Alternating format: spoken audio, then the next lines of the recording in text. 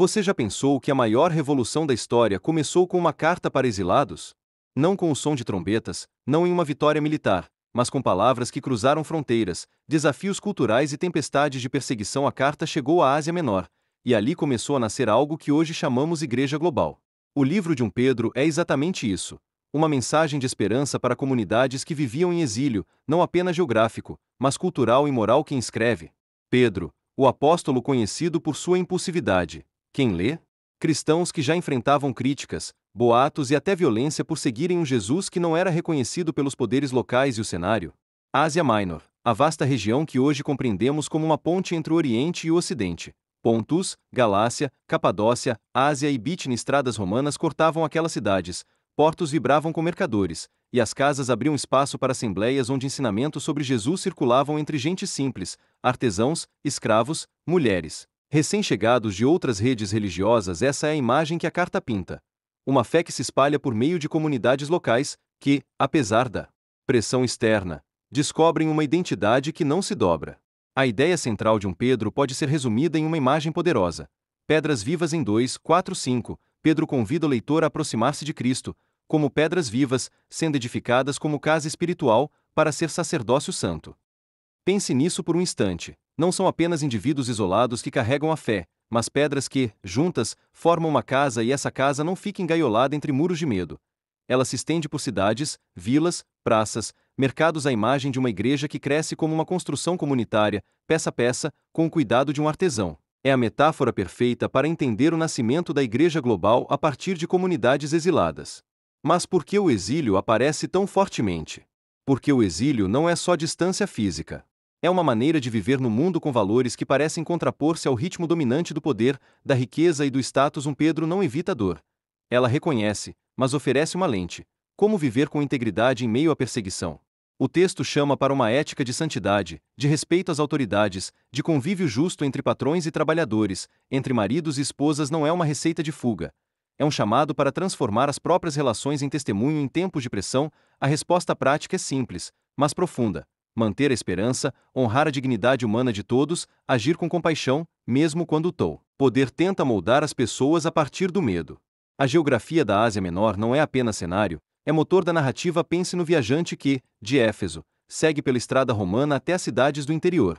Comunidades que aprendem umas com as outras a viver de modo diferente.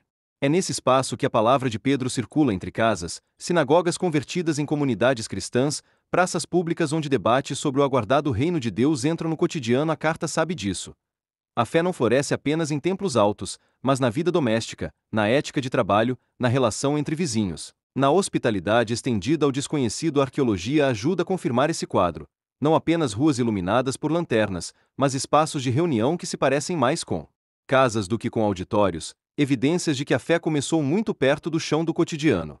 Não nos enganemos. O mundo de então era plural, e a igreja nascente não pretendia excluir o mundo, mas redesenhar o modo como se vive nele. A mensagem de Pedro se tornou ponte para uma comunidade que precisava reconhecer que sua identidade não vinha de título social ou poder imperial, mas de uma relação com Cristo. O fundamento, a ideia de pedras vivas, também aponta para a radical inclusão. Em Pedro 2:10, os gentios que antes não eram povo passam a ser, pela graça, povo de Deus. Essa é uma visão explosiva para a época. Uma fé que quebra barreiras é o que impulsiona a igreja a sair de meras congregações locais e se tornar uma rede de testemunho que atravessa fronteiras. A partir de Ásia Minor, o evangelho encontra rotas para o interior da Anatólia e, décadas depois, para além do mar Egeu, abrindo dose rumo a uma igreja cada vez mais global.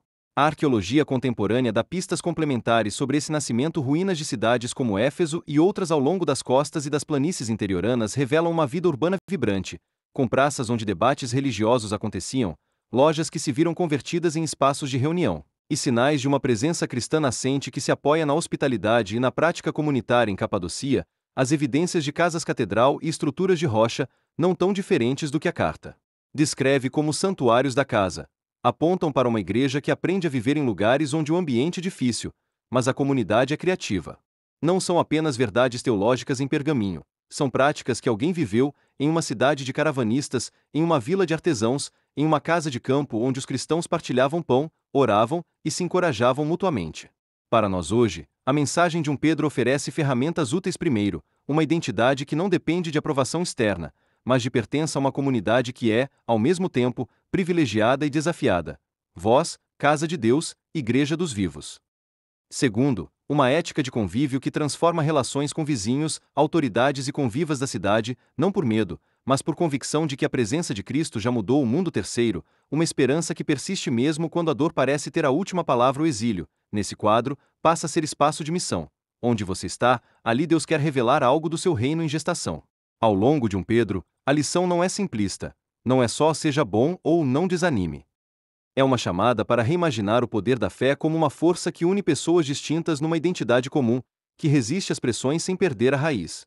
É a ideia de uma igreja que não cresce apenas com números, mas com pedras que se encaixam com firmeza, formando uma casa que acolhe, protege e transforma. E essa casa, ainda que construída sobre tempos de prova, permanece como testemunho de que o mundo pode ser tocado pela presença de um Jesus que escolhe caminhar entre nós, como líder cuidadoso, não autoritário, como pedra angular, que sustenta, e não como o peso que sepulta.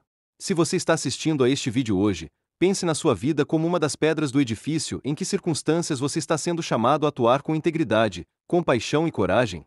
Onde a sua comunidade, seu bairro, sua cidade precisa de uma presença que confie na boa notícia de que há uma nova maneira de viver, uma maneira que transforma exílio em território de encontro. A história de Pedro não é apenas memória de um passado distante, ela é convite para olhar para frente e perceber que, em cada lugar onde a fé é cultivada, a Igreja Global continua a nascer, pedra sobre pedra, casa de Deus para o mundo. Curta e siga para mais vídeos.